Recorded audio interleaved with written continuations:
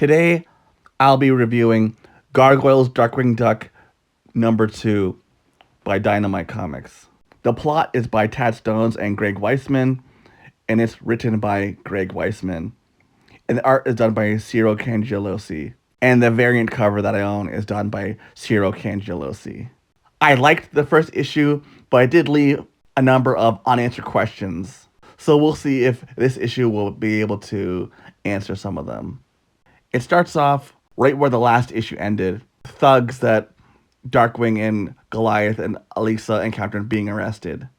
Elisa refers to them as Lawrence, Maurice, and Curly, which is a Three Stooges reference. Elisa has to accompany the criminals to the station, so she asks Darkwing to stay behind and watch over Goliath as he is in his stone form.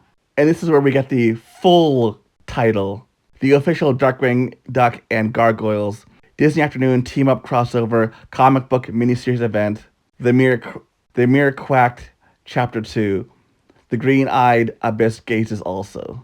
So Darkwing begrudgingly agrees. We then cut over to Demona, Morgana, and Archie as Demona has changed into her human form, but Morgana continues to not cooperate. We then cut back to Darkwing watching over Goliath, who's still frozen in stone, as Darkwing attempts in vain to wake Goliath up, until a passerby tells him that he won't wake up until sunset. We then briefly cut back to Morgana and Demona, as Demona uses a spell from the Grimorum Arcanorum.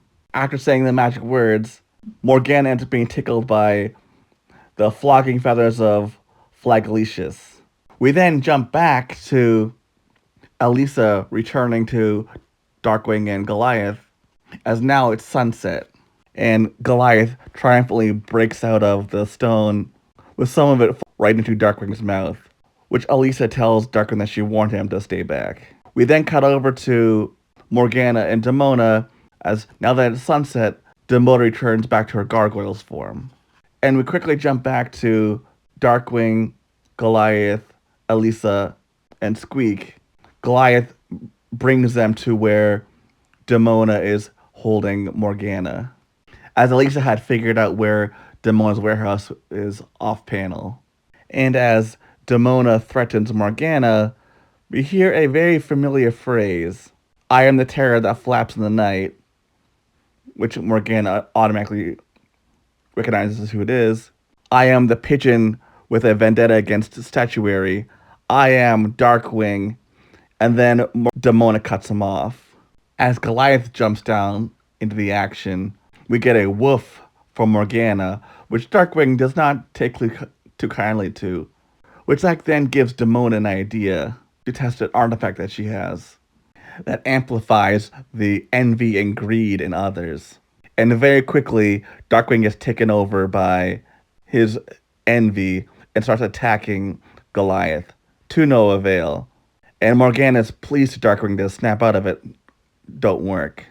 Darkwing even fires his gas gun at Goliath, only for Goliath to use his wings to blow the powder back into Darkwing, which makes him super itchy.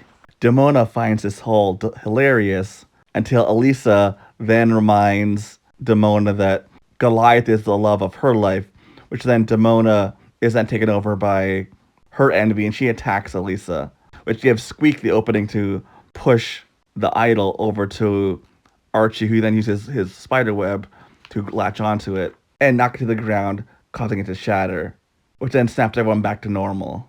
Demona threatens to blow up Goliath and Darkwing with her particle beam cannon, only for Morgana to finally give in and tell her that the Quackonomicon is in the vault of the wizard Gandersnatch the Great, and the vault is in the mirror realm, where she can access it by walking through the mirror. All of a sudden, the Manhattan clan, excluding Hudson, which would be Broadway, Angela, Brooklyn, Bronx, and Lexington, show up to lend assistance. Demona then makes a dash for the mirror, with Demona having run through the mirror and Morgana rescued, and the danger now past. Morgana reveals that even though she told Demona where the vault was. That the vault can't actually be opened unless someone answers a riddle, and the riddle is virtually indecipherable unless you're versed in all 10 levels of anti-Seraphim sorcery, or your soul is already tainted by ultimate darkness. But unbeknownst to everyone else, Goslin, who had stayed behind at Morgana's manor, runs through the mirror and plans to grab the Quackonomicon for safekeeping, only to run into Demona, and that's where the comic ends. And now, time for my thoughts. I think that this issue has a lot of the same strength as the first issue, where you have great art, you have some really funny back and forth between the characters.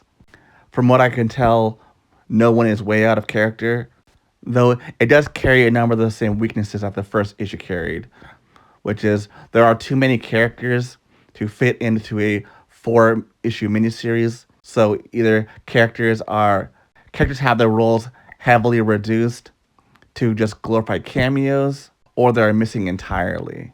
Cutting to characters for one page and then immediately cutting back to another set of characters. And it is still unclear whether this is a continuation of the previous Darkwing Duck and Gargoyles comics, or if this is its own self-contained continuity. With that all being said, it was still an entertaining and fun read that went by fairly quickly, and I am looking forward to issue 3. So I do recommend that people pick this issue up. Well, till next time, see ya.